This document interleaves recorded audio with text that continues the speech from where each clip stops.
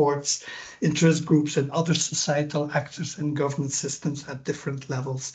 And that's why interdisciplinary study of trust in public governance is so important, that we trust it also, that we study it also across different communities who study trust, like the organizational trust, political trust, trust in courts, and so on. The focus is on causes, dynamics, and effects of trust and distrust in these governance mechanisms, which also very much fits the book we present today. So as said, this is the first seminar of GOVTRUST. We will be having them regularly. And if you have yourself interesting research on trust in public governance, this might be a forum also to present your work. I will now give the floor to Friederike, because she is the main editor of our book and will start off telling the story behind the book. Thank you, Koen. Well, the main editor, I don't know, because it really was a team effort, but I was the person approached by Edward Elgar Publishing. So Sophie, next slide, please.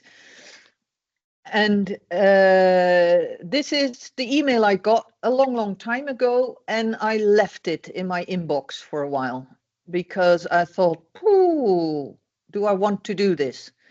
And it was a couple of months later that the GOVTRUST proposal was granted by the University of Antwerp. So the GOVTRUST Center was actually going to start up. So I approached Koen and Esther whether they would be interested in joining me in this endeavor, because it would be a good thing for the GOVTRUST Center. So they took a while and we thought about it, and we also needed an editor from outside of Europe. And I knew that we needed good support. So there's a lot to think about before you say yes to a extremely nice and congratulatory email like this that you get. It's tempting, but know what you get yourself into before you say yes. So by the time we got round to having sort of the first ideas, COVID happened. And we started a big European TIGRE project on trust in governance and regulation. So it wasn't until the end of 2020 when we had the team together, Sophie, please, and and we had a proposal ready. And of course, you always are more ambitious than you will realize, because if you don't, you will not get anywhere. So we had a proposal with a lot of important contributors committed, but also a substantial amount of chapters not yet committed. And we were, of course, very optimistic, but we didn't really know what that COVID would continue to be a problem for a year longer. And with a handbook, there's always, you're as fast as the slowest chapter. So it's not too bad to be only about a year late. So it wasn't until 2021 that we really got started. And the end result is that we now have a bigger team, because lots of things happen. Contributors drop out, or contributors don't deliver the quality you want, or I had health problems. So when we were especially at the time when we had to write the introductory chapter, so Dominika gladly joined our team, to make sure that we really could push it over the finishing line. So we now have the book with 26 chapters and 57 contributors, and we can now hold it in our hands. So I'm very happy about that. Now, about this is the process. Know what you get yourself into. So now on to the content. The idea was always that I knew from having edited a book with Koen on trust in regulatory regimes that there is an incredible wide variety of domains, research fields where people publish on trust in public governance. So I really wanted to capture that. So the multidisciplinary perspective was very important. We I really wanted to combine the people who really study trust in depth, but not necessarily apply to the public governance context, and people who study public governance, but not necessarily really studying trust in all the depth that the first group does. So you see that back in the different parts of the project. But before I go into that, Edward Elgar nowadays publishes the introductory chapter, Open Access. So knowing that, we no longer write a conclusion chapter. We put the conclusions into the Open Access first chapter. And Dominica will take us through the main points of that introductory chapter. Now, from then on, there are 4 parts. So first, we really need to understand the current state of knowledge around key concepts and processes of trust and distrust. And I'm very happy that we managed to get several renowned trust researchers who don't usually study trust in public governance to contribute to that first part and think about what it means if those ideas and insights are applied to public governance. And then we had a trust in trias politica, and then multidisciplinary perspectives on citizen-government relationships and trust between and within public organizations. Next slide, please, Sophie. And then this is part 1. So you can see quite a few big names. I'm really happy they all wanted to contribute, but also in the trust field, not so well-known names, but coming from a very new perspective, like learning to trust. What does it mean to be in a school? How do you learn to trust when you're in a school system? And how does in-group, out-group trust get stimulated or not? So that's the first part. And then the second part is about the trias politica. So in a democratic society based on rule of law, you have citizen trust in political and legislative actors, in courts and systems, courts and judicial systems, and in public administration. But beyond that, I'm Dutch, so I come from a unitary state, but that's the input from the Belgians. A federal system is very different. You have trust dynamics within a federal system, and you have multi-level governance perspectives, also including EU in Europe, but also around the world. There are more and more moments where that is relevant. So that adds an extra perspective to the sort of the core of living in a democratic society based on rule of law. Next, please. So here you really see in this part the different multi-disciplines that we managed to get involved on all the different citizen government relationships. And most of them are citizen trust in, focusing on either the trust norms or on power and vulnerability, or trust and identity in environmental governance or corruption or participation in government. Crisis government like COVID. And then the last chapter is a very understudied field, is flopping it around, public officials' trust in citizens. Next part, please, Sophie. And then we have trust between and within organizations. So the first 3 chapters are trust between public organizations in the field of regulation, more generally public networks and public-private partnerships, government contracting. And then the last 2 are about trust within organizations. The first one focusing on trust, control, and motivation, and the second one looking more at multi-level trust relations within an organization.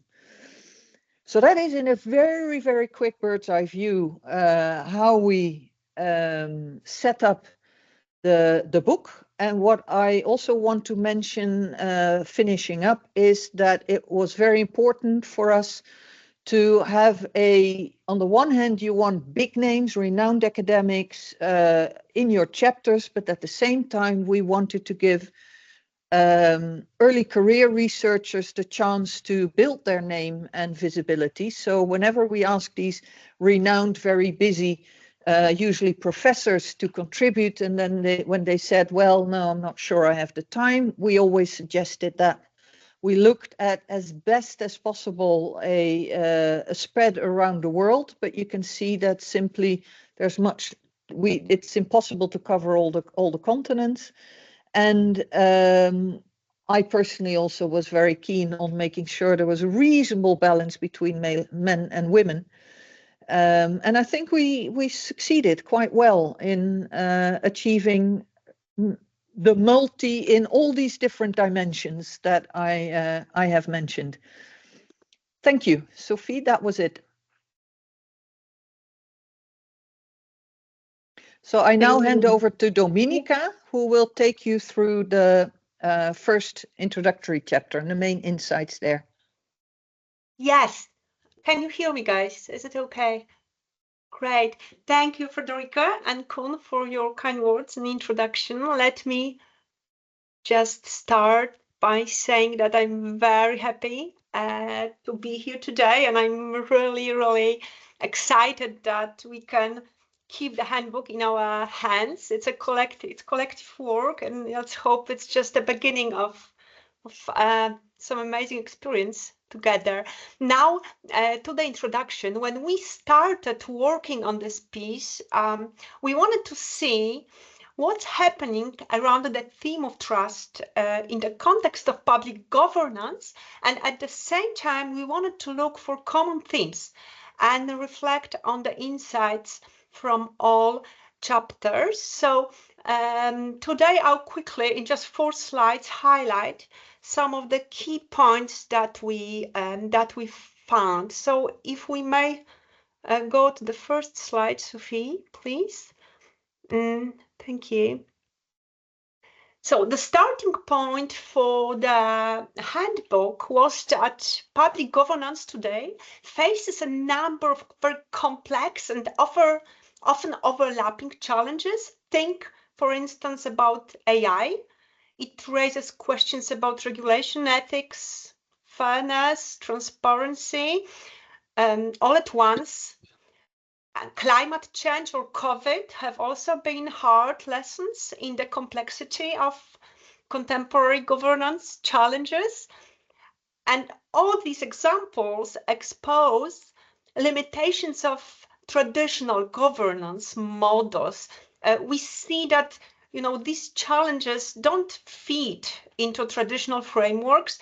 They are very much ambiguous. They are constantly evolving and very much interconnected as well. So the first thing we emphasize in the introductory chapter is that addressing such problems requires collaboration across different sectors, public, private, non-profit, and civil society as well.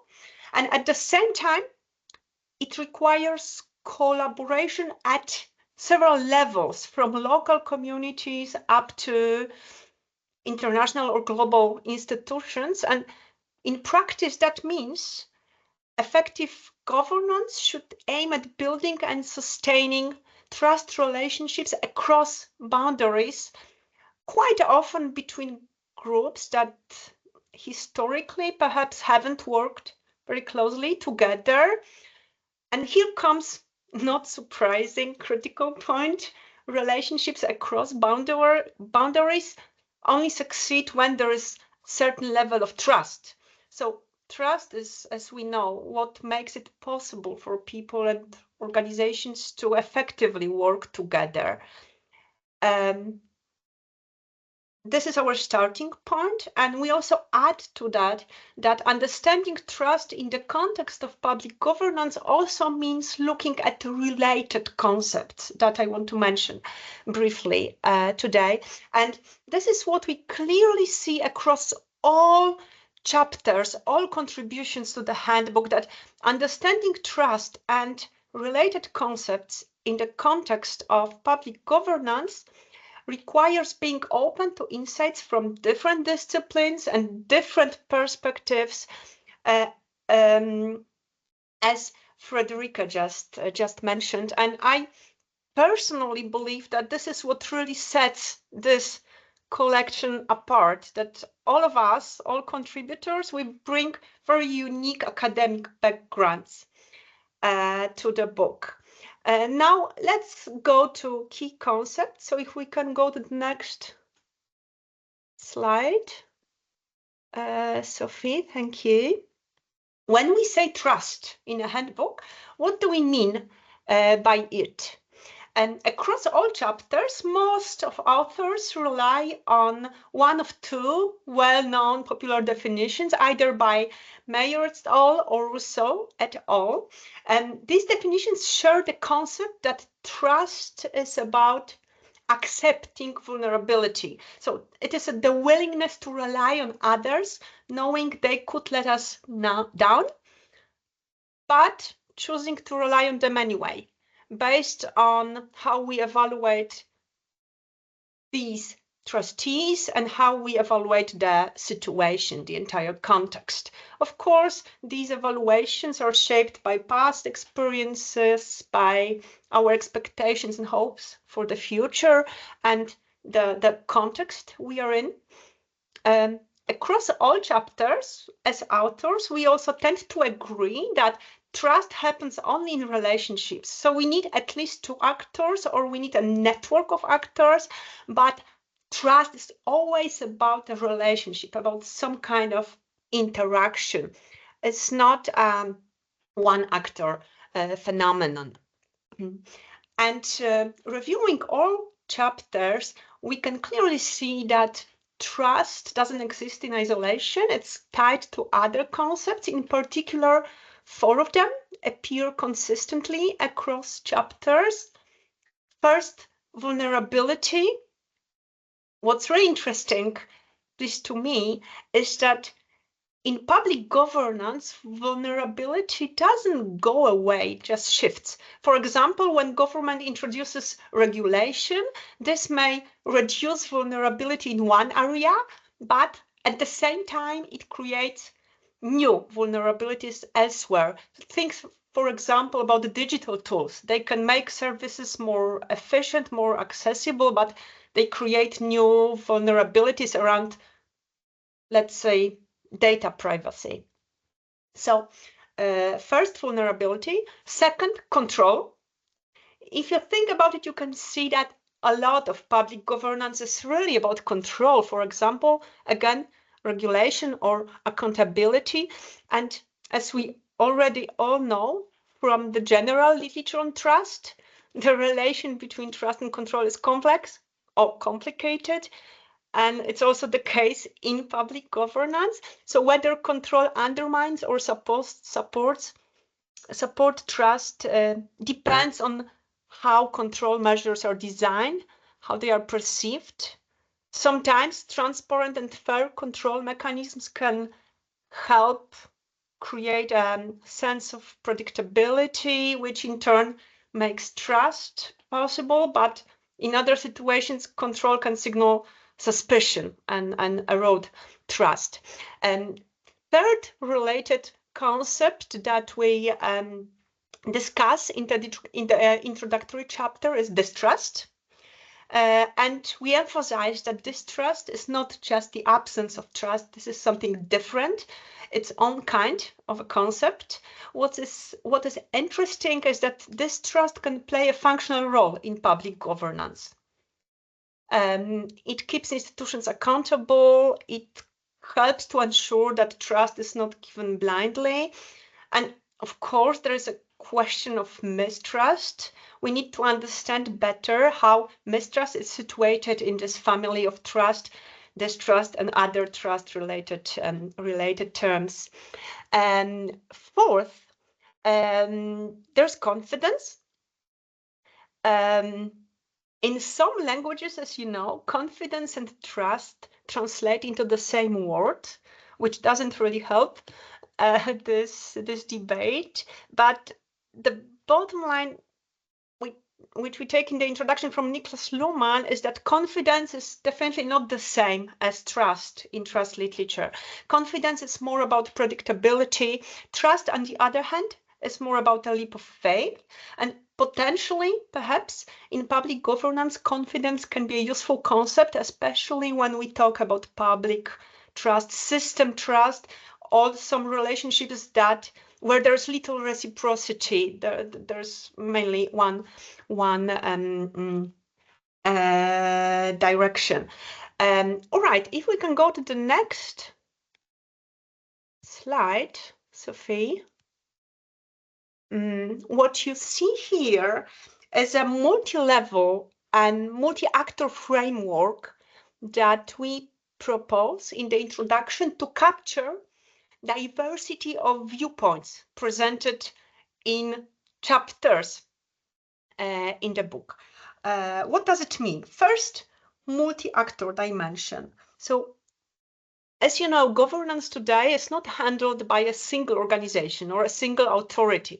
It involves a whole range of actors. There are public agencies, private companies, non-profits, civil grassroots movements. There are individual citizens, and they all take part in shaping and implementing policies. So these actors often can have different interests, different capabilities, different ideas about what good governance looks like. And this multi-actor perspective means that trust is absolutely essential because all these actors depend on one another to get things done. And we can see in various chapters in the handbook that building trust between actors who don't share the same background or logic can be a real challenge. Another dimension of this framework that we proposed is that it is multi-level. It implies that governance doesn't happen at just one level. It stretches from the local to the national, sometimes to the international. For example, a local municipality may depend on national funding. At the same time, it may try to meet EU regulations or international standards, and this layering creates opportunities, tensions. Trust can break down when actors at different levels don't communicate or don't align expectations. But when there is trust across levels, it definitely does create more flexible and responsive governance. So this is the model that we introduce again to capture the richness of perspectives across chapters.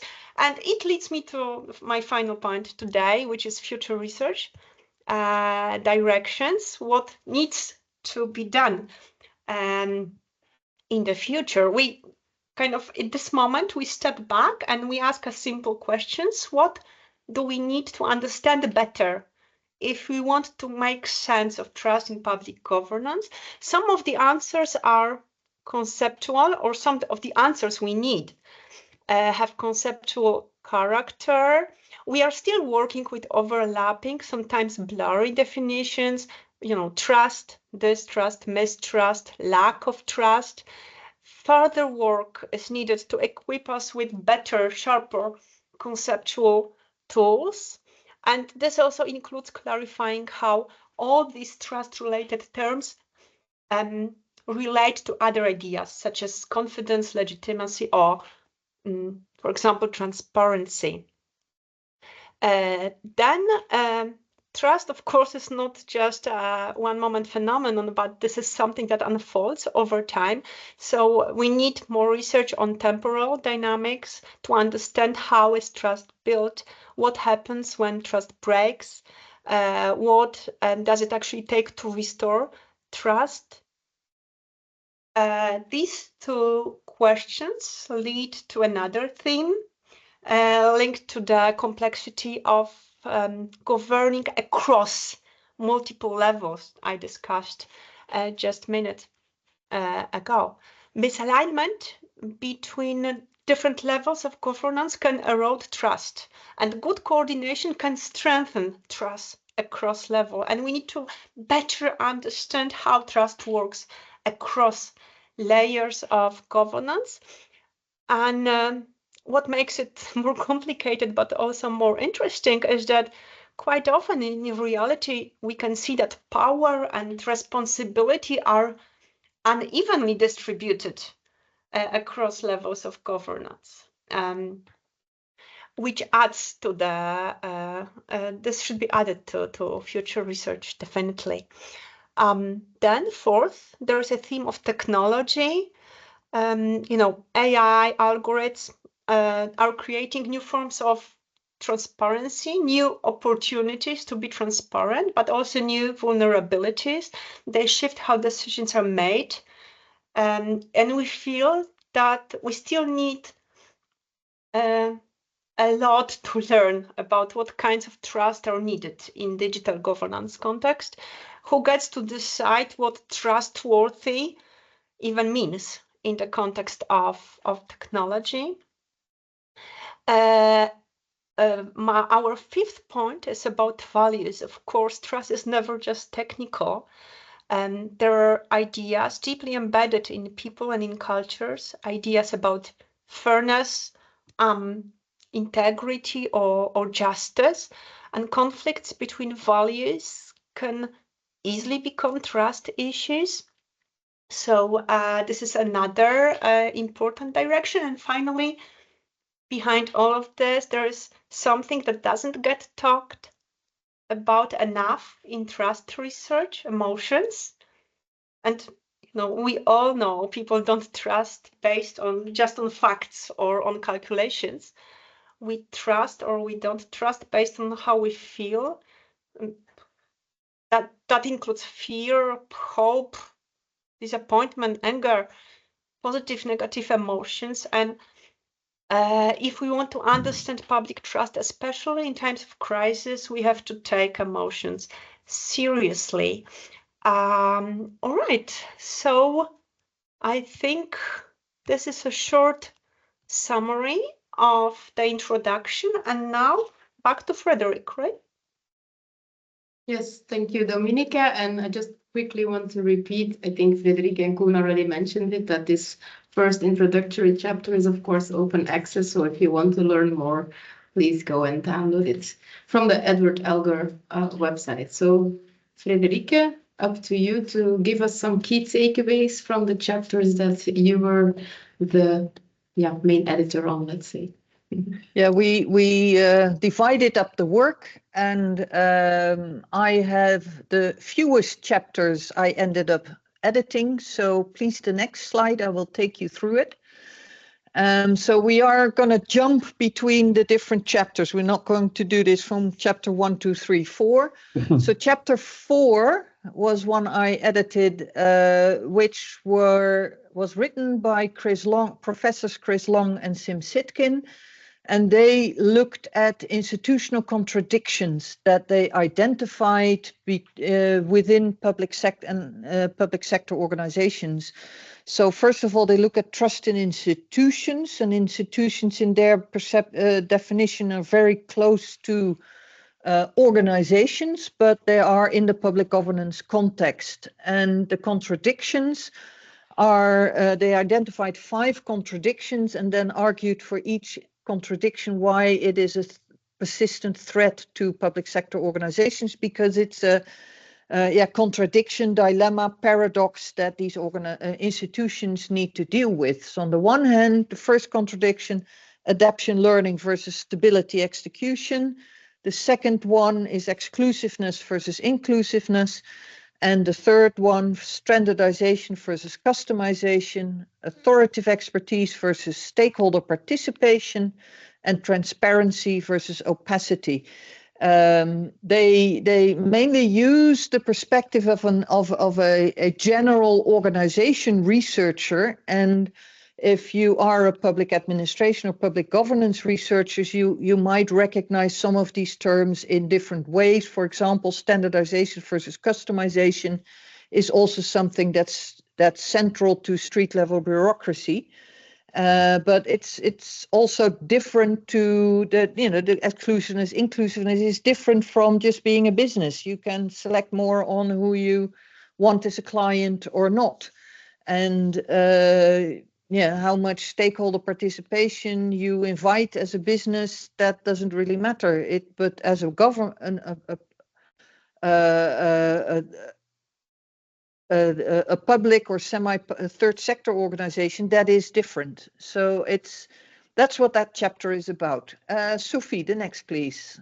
We're on to Professor Melanie Ehren's chapter on learning to trust. I briefly mentioned it. What does, if you look from a learning to trust perspective, how do kids learn to trust within a school system? And you then look at what school systems often do, apart from teaching kids content, arithmetic, writing, reading, etc.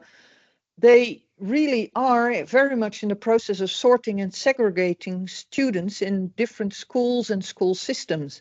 And I know that especially in the Netherlands, there's a huge debate going on, because we're also one of the school systems that sorts kids into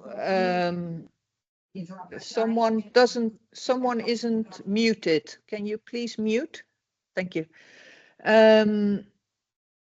We sort students into, I think, 5 or 6 different school systems at the age of 12, which is ridiculous.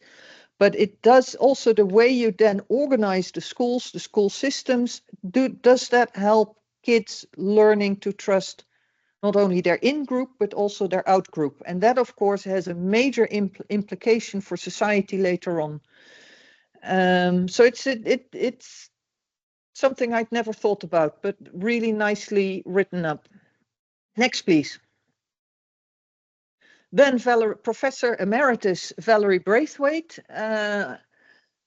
wrote an interesting chapter on trust norms as hope for a trustworthy government. She has done a lot of work on motivational postures and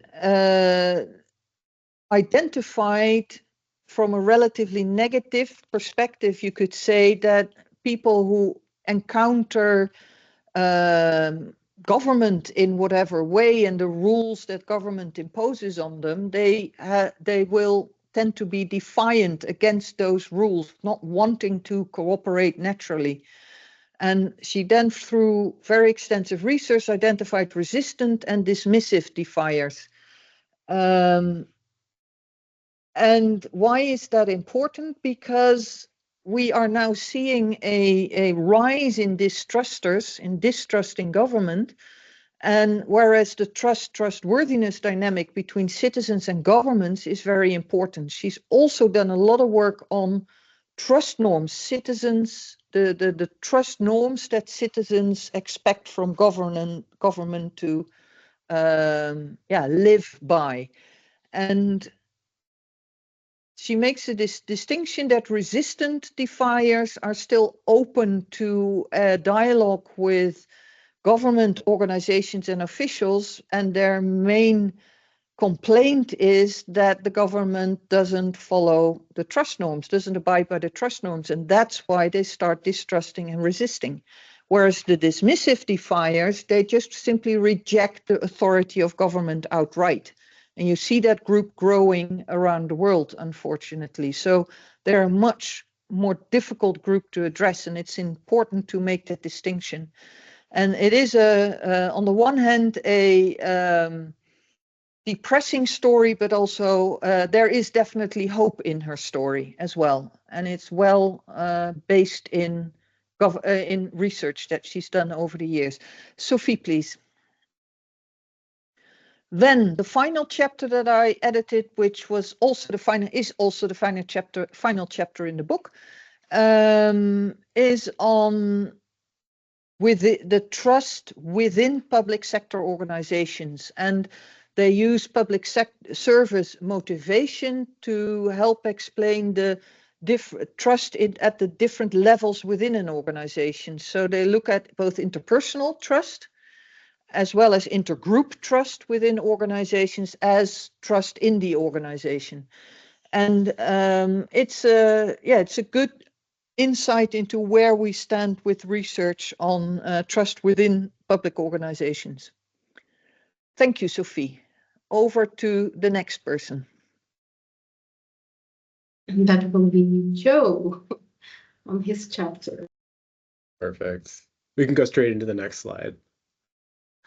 So just thank you all. Thank you all for joining the call today, and a big thank you to all of the authors for their contribution to the handbook itself, and my fellow editors for just a super insightful and supportive process. I loved the opportunity to get to work on something like this. So moving into the chapters, and I think that's one more click. Chapter 3 was the first of the ones I was responsible for. And in that one, Dominica and Karen Cook really set the stage for the rest of the book. And spent some time outlining the nature of public institutions, and then really the what, the why, and the how of both trust and distrust in them. Then in chapter 5, Reinhard Bachmann looked at the role of trust in relationships between organizations themselves. And that chapter really draws first on work that considers private sector organizations and highlights trust, power, and contracting as these interrelated paths to cooperation and coordination across or between these organizations themselves. But then he argues that the trust in public sector organizations operates similarly, but because of that distinct nature of those relationships, trust actually becomes even more important, and it starts to engage with really distinct versions of both power and contracts as a bit of a different context. Moving right into chapter 7, Nicole Gillespie and Neve Daly also start in that public sector, and they outline the conceptual foundations of repairing trust after a trust violation, but they move really quickly into the particulars of the public context and provide a framework for actually doing trust repair in those organizations. Then chapter 9, Emily Morrison and Mark Saunders take a step back and think about how researchers in particular, but really anyone interested in trust research, can best understand trustworthy science by considering how our assumptions and our biases intersect with the link between the methodological decisions that are made in that study and its implications. And then they offer a checklist by which to evaluate both qualitative and quantitative trust research. Then in chapter 17, Mark Stern and Dara Wald, they use the trust ecology, which is a framework for thinking about trust that focuses on the importance of intentionally fostering functional redundancy in the basis of trust. And they use that to argue or to think of ways to strategize managing distrust, specifically in contexts where the various parties that are coming together feel like they have fundamentally competing identities. Chapter 19, Lisa Pitlick-Zillick and Mariska Kapmeyer, they outline 3 different pathways that could link public engagement processes to trust in those public agencies. So they argue that trust following public engagement could be because the mere fact that the agency is engaging with the public means that it is trustworthy, or because the agency actually becomes more trustworthy as a result of the engagement process itself, or because the process of engaging has empowered the public and actually made the public a better partner in the governing process. And then for the last of my chapters, chapter 25, Tina, Frederic, and Sophie use agency and stewardship theories as 2 different ways of thinking about the relationship between trust and control to make the argument that there are predictable situations where you would expect different relationships in that public governance context. And on to the next editor. Which is me. So also very happy to join and also to see that today also some of our authors have joined. So thank you for joining. And again, thank you for the nice collaboration on the different chapters. So Sophie, we can move to the next slide. So, and maybe already click to see the real content. So I've organized them according to the different parts. So the chapter 2 and chapter 8. So the first chapter by Joe Ham and Francine Banner on vulnerability, and the chapter 8 focusing on transparency. So these are 2 by Esther Nieuwenhuizen. So that's a name made, but it's not me. Focusing on 2 key concepts, as Dominica already explained, also also we delved a little bit deeper into that in the introduction chapter. But what both Esther and also Joe and Francine do is unpacking these concepts in a much better way than what we can do in our introduction. Also linking it to other concepts such as the risk element, which is really important to better understand vulnerability and to also understand the dynamics of vulnerability, focusing on the more objective side of it, the objective probability of harm, and then also the subjective assessment and the dynamics between the characteristics of the hazard and also the focal individual. And if you want to understand more about the vulnerability and especially the position of the focal individual, I noticed that Joe also has, with some co-authors, a very interesting article in the Trust Research Journal. So if you want to know more about vulnerability, follow that sphere. There's not that many people who delve as deeply in vulnerability as we see in this chapter and also some of the other research. And what is nice is that it's not only on the concept and the unpacking of it, but also linked to 2 case studies, one on public health and policing, to actually illustrate that even a little bit more. And then moving to transparency. So for those of you who know the literature on trust and especially the link with transparency, well, we know that it's pretty complicated. Lots of people think the more transparency, the better, and that will increase trust. If you delve deeper into the trust literature, you discover that it's much more complicated. And so what Esther does very nicely is trying to illustrate this both with respect to AI, where of course transparency is incredibly important, but also then using a case in the Netherlands on reporting fraud to the police in the Netherlands.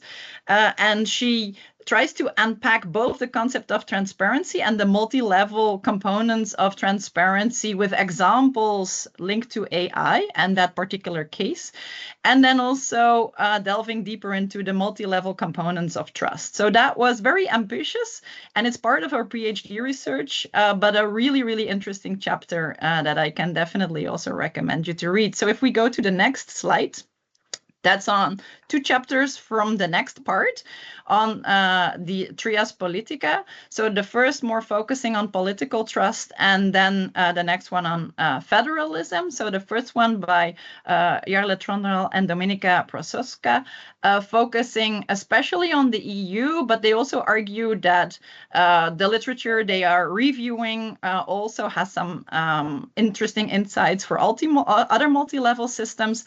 And then especially they are describing both a compensation mechanism, which shows a more negative relationship between the national and the European level, and then also a more congruence mechanism where national trust would actually have positive spillover effects to the EU level.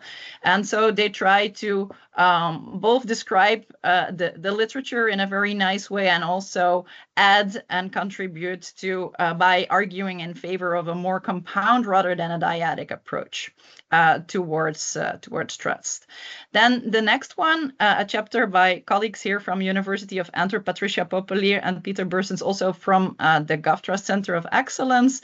So they focus on dynamic federalism and the important concepts needed to create a good balance within federal systems, focusing on cohesion, autonomy, cooperation, of course, also very important in the link with trust and solidarity, and especially the complex balance between cohesion and autonomy, and then illustrating that at different levels in terms of trust between citizens, trust of citizens in governments, and then between political elites.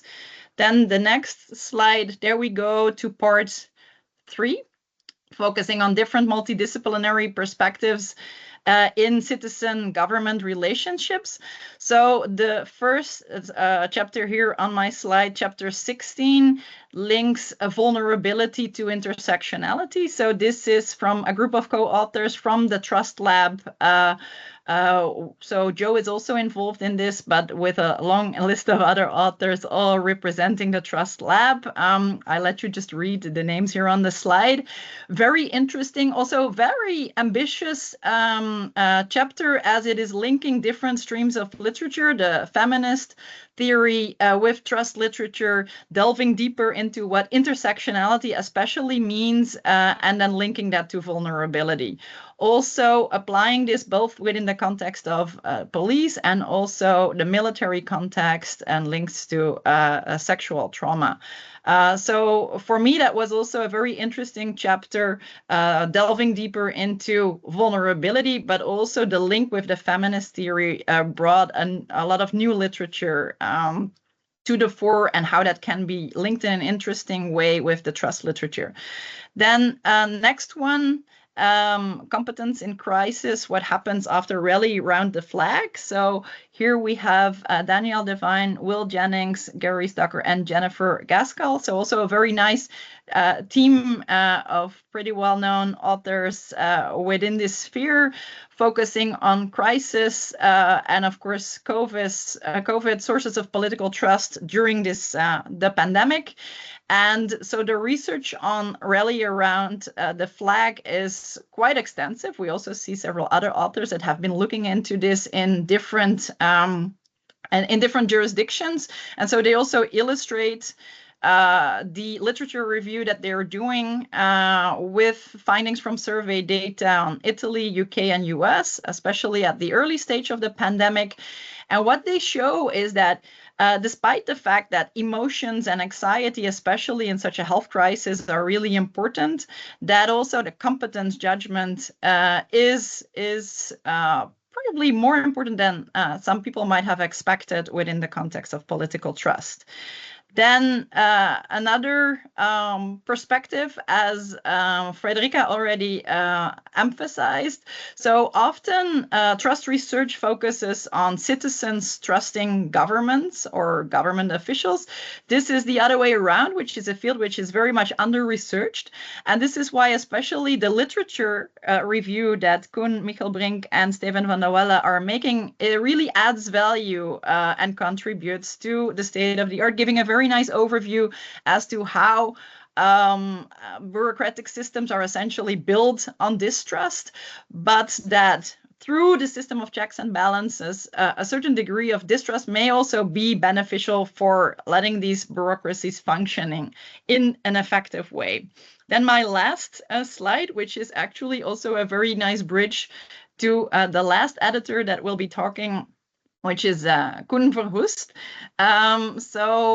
With a great team of researchers, Koen, Bastiaan Redert, I think also present here, Martino, I think I saw him also, David Levy-Fowler and Jacinthe Jordana, with lots of expertise on regulatory governance, but also a team that is representing the Horizon Tigre project. And so this chapter represents both an excellent literature review of the more theoretical relationship between trust and regulation, where there are also different streams in the literature, different understandings as to how people see this, whether it's more competing, substitutive, or mutually supportive. Some people see only two distinctions here, mainly competing, substitutive. Others see have a more diverse distinction there. So really interesting to see that more theoretical overview. And then also the link with the regulatory trust triangle and how within the regulatory regime, all these different actors relate to each other. And then with interesting findings from the Tigre project that also illustrates the more theoretical overview in this chapter. So with this chapter, very logical to now move on to our final editor, Koen Verhust. Please go ahead. Hi, everybody. I will take you to the last set of chapters. The first set of chapters, may click, Sophie. First set of chapters discuss the three main subsystems or actors in the trias politica, so the political actors, courts, and judicial system, and also public administration. The chapters read very nicely on how drivers for trust, but also consequences overlap partially, but also differ between these different actors. And Victor Valgarsson from the TrustGov team in the UK at the University of Southampton makes a very good start with it by showing that trust in representative institutions and actors So politicians, parliaments, political parties, and partially public administration functions very differently in its evolution over time, but also in the drivers compared to trust in courts, trust in regulatory actors, and in law and order institutions. So he warns for an overuse of the term political trust as a synonym for institutional trust, and he says it should be constrained or at least limited to trust in representative institutions and actors, because that works differently. He also shows, based on literature, but also based on his own data analysis, that trends of the declining trust mainly pertains towards this first group of trust in representative institution and to a lesser extent public administration. And he brings the point that the crisis in democracy, it relates to what Valerie said, mainly relates to people actively distrusting government and the political system rather than being skeptical. Skeptical mistrust might be a good thing for democracy. He also makes a point that individual drivers for political trust research is inconclusive, and he stresses that contextual determinants are more clear in their effect on political trust. For example, economic inequality at societal level brings a lot of negative effect on political trust.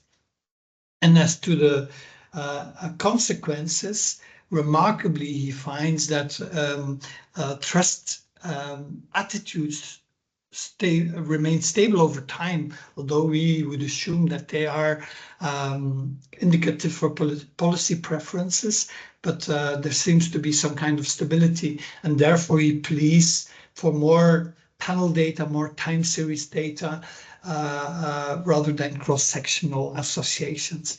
As to the chapter on trust in courts and judicial systems made by Monica Lavina and Esther van Zimmeren, they start off with saying that trust in courts research is still evolving and has some limitations or some problems in terms of conceptualization, so using different concepts which are related to denote to the same issue.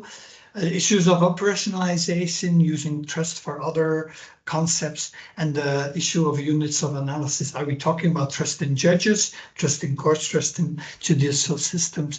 They stress that impartiality and procedural fairness and independence are very strong drivers for courts, as well as the individual experience, but they also notice, and that's very interesting, that ideology becomes more and more important as a determinant, a bit aligned with the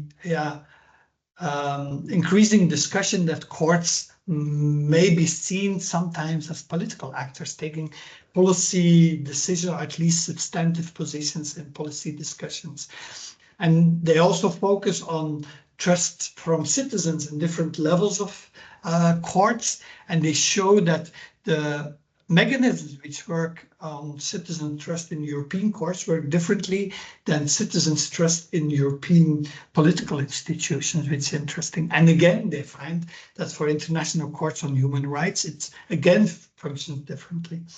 The chapter 12 is on trust in public administration. So Elion Viholda-Hadot and his associates write an interesting chapter on trust in public administration, showing that the way that public administration works in process, reliability and impartiality, is very important for promoting trust in public administration, but also the democratic values which are perceived, transparency and openness, but also the quality of the apparatus itself. But they warn for a decline in trust also in public administration, and see some top-down effects like the erosion of the welfare state, but also some bottom-up explanations like increasing demands from citizens, post-truth evolutions fueled by social media. And they see some major implications for governability in times of crisis in digital area and post-truth area, and warned for this. Then I come to the last set of chapters, which are related. They focus on trust in multi-actor contexts. The chapter by Mion Lamotte and Associates focus on how contracting by government is influenced by trust, although we would assume that markets, competition, and contracts don't need trust as much as a governing mechanism. They show that trust is needed, both trust in the contract partner, but also in trust in the institutions surrounding the contracts. But they also show that trust and relational contracts are important in all contracts, but they become more and more important when you have complex services like human services, tin markets with a few competition, and long-term contracts. They also show that trust is enhancing contracting performance, but only under certain conditions. And they go back to the discussion on trust and control by showing that trust and contracts act like complements and substitutes depending on the situation, but also on the contractual state. So it moves from substituting to complementary relations later on. And then Erik Hans Klein and Iliana Warson from Erasmus University relate to that to some extent by talking about trust in networks between public and private actors, or public-public networks. And they first show that trust, although often this is assumed, trust is not the core coordination mechanism in networks. There is always a combination of different coordination mechanisms, hierarchy, sometimes a bit of competition, conflict, but also trust. And they see these different mixes and think they are important. But trust is conducive for performance of networks because it stimulates learning, innovation, and other elements. They also see the complex relationship between interpersonal trust, so trust between network individuals, network partners, inter-organizational trust, but also trust in the network coordinator and network management at the network level of trust. And they make a case, a strong case based on the literature they review, that network management is a strong driver for trust building and for trust maintenance in networks. And then corruption and political trust by Nicolas Sharon and Monica Bauer from the University of Göteborg. I placed it here because corruption is often an issue of closed networks, but of course here it relates to corruption at a system level. And they make sure, based on literature they review, they discuss the macro and the micro relationship between trust and corruption, and they show that corruption has a major negative impact on political trust, but only in the democratic systems. So that's important to remember. And they show how corruption leads to low political trust at the individual level, but also that disengaging citizens often are less good for replacing or pressurizing corrupt leaders to move out.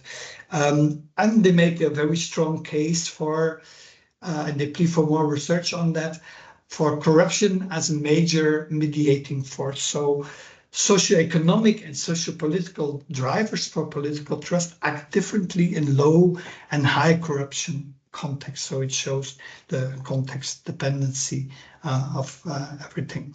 Yeah. So yeah, you can move on, Sophie. So this gave you a very quick round of the book, of the introductory chapter, but also of the different chapters. Yeah, we are 5:30, so maybe there's time for one question for those who want to stay on. But anyway, if you if you have interest in the book, there's a 50% discount on the book if you go to our website. The introductory chapter is open access. And some of the chapters will be discussed later in the GOVTRUST Webinar Series in the upcoming months, so more in depth. And also we will present other work by Trust Research and Public Governance. I'm not sure if there's a question from one of the attendees. Please raise your hand if that is the case. There's one question by Danish. Please, Danish. Hi. Hi. Thank you so much. I'm Danish, and I'm a PhD researcher at the University of Antwerp. Thank you so much for all the speakers for giving such a great roundup on the book. I haven't read the book, of course. I don't have access to it, but I was just wondering, as a general answer, where do we see the future of research in trust in public governance? Like if somebody can talk to us about the future, what are some key strands of literature which will lead us in better research relating to trust in public governance? Thank you. Thank you very much. Maybe Dominika, do you want to, because that's partly what you also referred to in your last slide.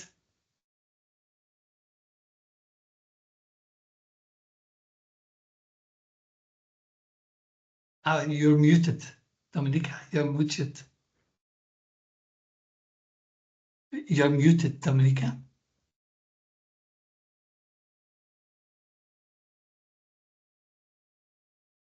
I'm not sure. Oh, yeah. Dennis, thank you very much for your answer, Dominika. I can't hear Dominika, so I'm probably not the only one.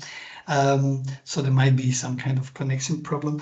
Dennis, yeah, the future research on trust in public governance. So the way we see it also in the introductory chapter have different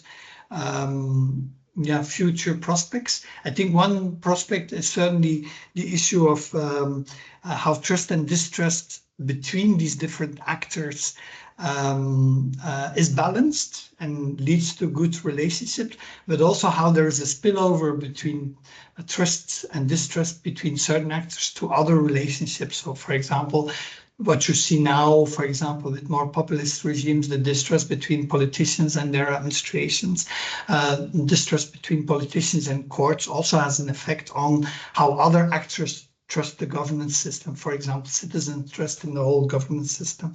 There is the issue of temporal dynamics, how trust evolves over time and how it's maintained and restored.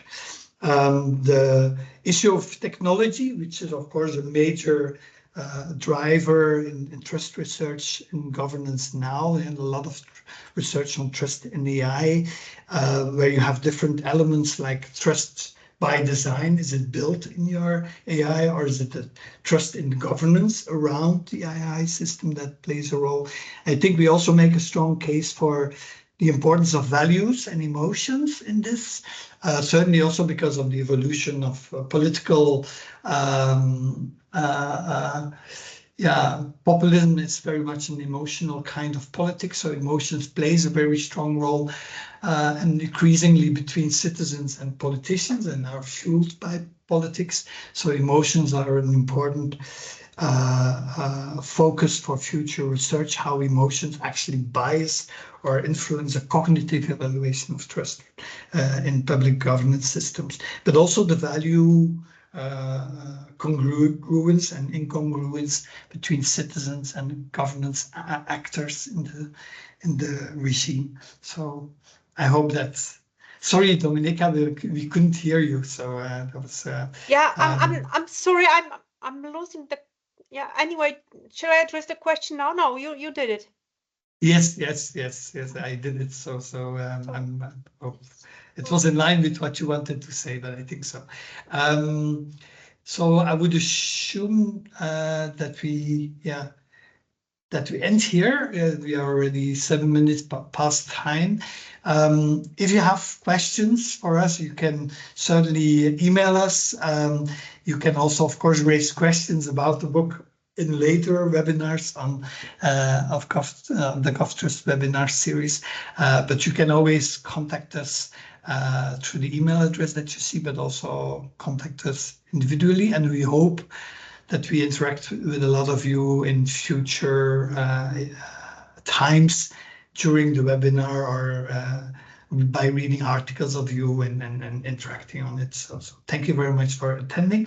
Thank you very much also for Sophie for organizing this, for Friederike, Joe, Dominika, and Esther for helping to present, but also certainly to all the authors of the book to make this into a nice book, which is a good read and brings a lot of knowledge together. And also much thanks to the two endorsers, here Boekhaert and Antoinette Weibel, who are at the wrote something very nice on the back of the cover. Thank you very much. I hope you enjoyed it and learned something, or at least that you were teased to learn more. And we will come back to you later on the future GOVTRUST webinars. Thank you very much. Bye. Thank you all.